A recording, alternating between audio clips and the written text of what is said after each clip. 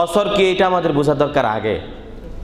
কসর শব্দটা হইল আরবি, এর অর্থ হইল খাটো করা, ছোট করা, বড় থেকে সংক্ষেপ করা, এটার নাম হইল কসর। যেমন মনে করেন চার থেকে আমি খাটো করে আনলাম 2-এর ভিতরে, তো 4 বড় না 2 বড়? 4 বড় আর 2 এইটার নাম হলো কসর। কোনো কারণে যদি কোনো ব্যক্তি সফরে যায়, সফরে যাওয়ার পরে যেই নামাজগুলো রাকাত সংখ্যা বেশি, যেমন 4 রাকাত যে নামাজগুলো, ওই নামাজগুলোকে খাটো করে 2 রাকাত পড়ার নাম হইল কসর। এখন প্রশ্ন হইল যে হুজুর, একজন ব্যক্তি কখন এই কসরের নামাজ আদায় করবে? বুঝলাম 4 রাকাত নামাজ 2 রাকাত পড়তে হবে, কিন্তু কখন, কিভাবে, কোন ব্যক্তি? এটার জবাব হলো যে ব্যক্তি সফরে যাবে ওই ব্যক্তি। কোনো ব্যক্তি যখন ঘরে থাকে তখন সে মুকিম, তখন তার নাম কি? মুকিম। এগুলো আপনাদের মুখস্থ করতে হবে, কারণ এইরকম মানুষ নাই যারা আমরা সফর করি না, আছি নাকি? সবাই সফর করেন, ঢাকা যান, টাঙ্গাইল যান, গাজীপুর যান, চট্টগ্রাম যান, আবার এই তো সিজন জানুয়ারির মাস, বিভিন্ন জায়গায় সফরে বাইর হইবেন। এমন কোনো মানুষ নাই যে সফর করে না।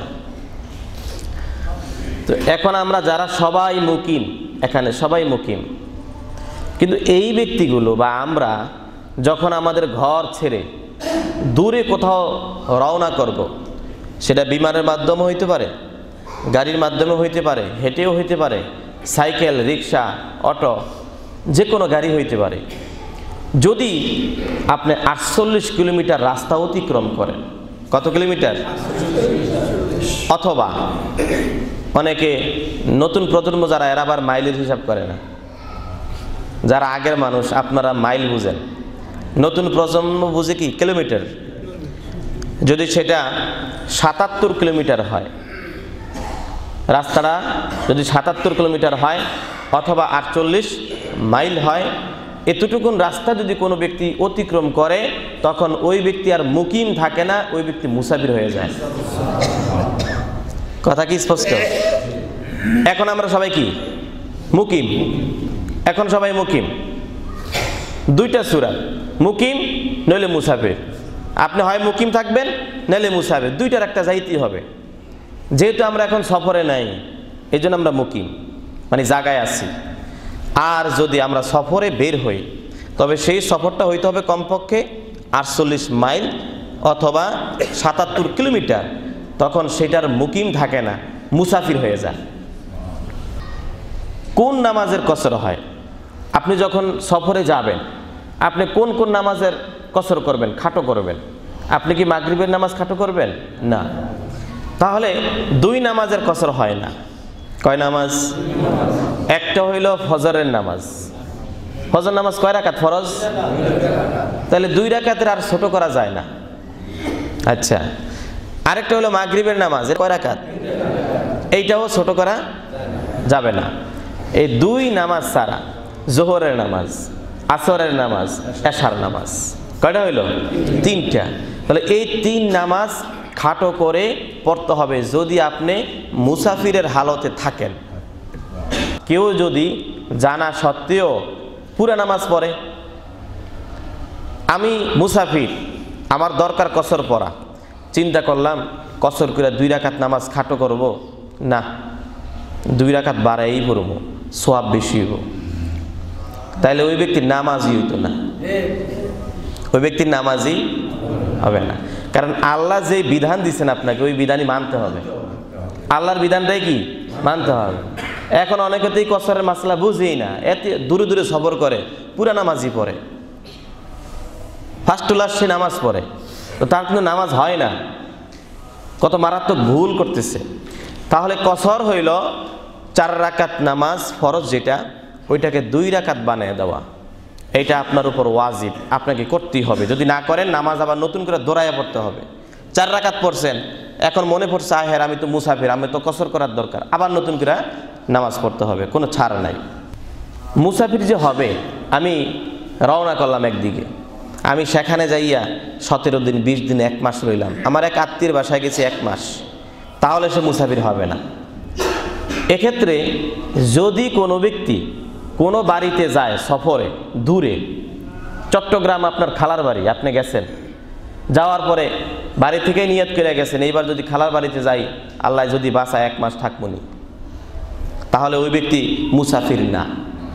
কমপক্ষে 15 দিনের কম থাকতে হবে। কয়দিন?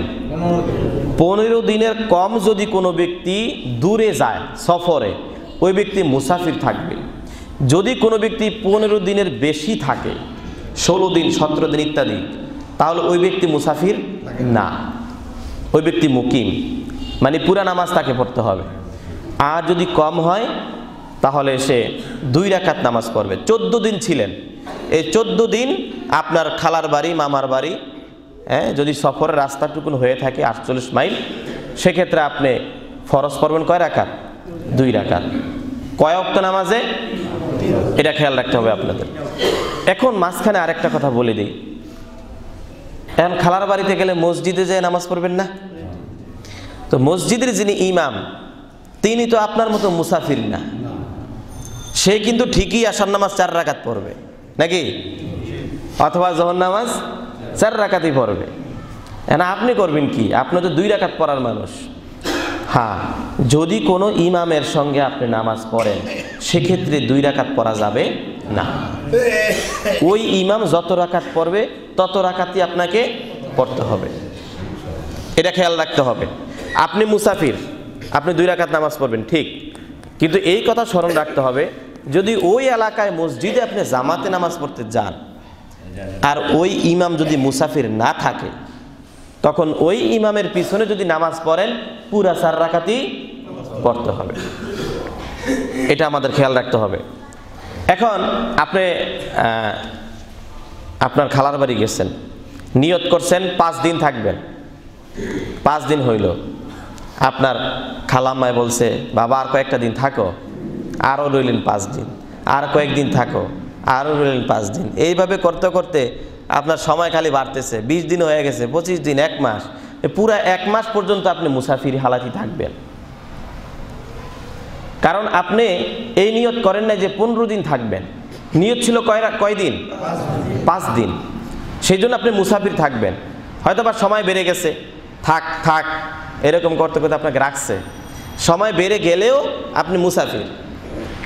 আর যদি 15 দিনের নিয়ত করেন, সেক্ষেত্রে আর মুসাফির থাকবেন না।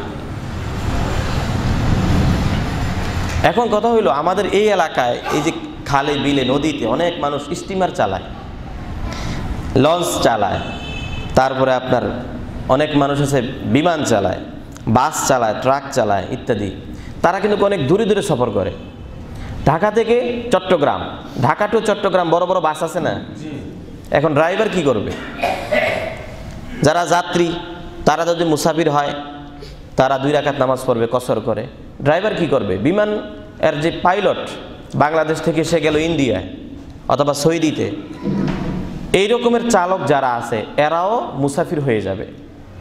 ঢাকা থেকে যদি কোনো বিমান কোনো রাষ্ট্রের দিকে সফর করে, ওই ড্রাইভার সহকারে যাত্রী যারা আছে সবাই কি মুসাফির।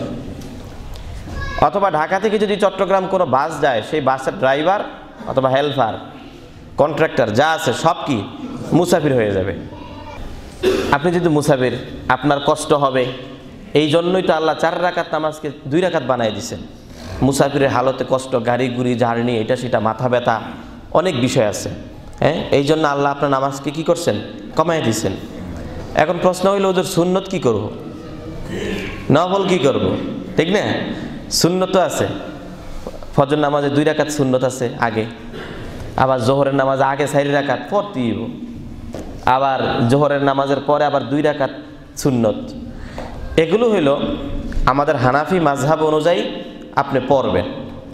তবে যদি আপনি খুব ক্লান্ত থাকেন, শ্রান্ত, ভালো লাগে না, মাথা ব্যথা, মানে আপনি এক ধরনের জার্নি করলে যে জার্নি হয়, আপনার শরীর দুর্বল হয়, এইরকম যদি হয়ে যান, অথবা খুব ব্যস্ততা আছে আপনার, খুব দ্রুত যাওয়া দরকার, আপনি এখানে নামছেন, 2 রাকাত কসর করলেন, সুন্নত পড়েন নেই, তাড়াতাড়ি খাইয়ে আবার গাড়িতে উঠবেন, এরকম পরিস্থিতি হয় না?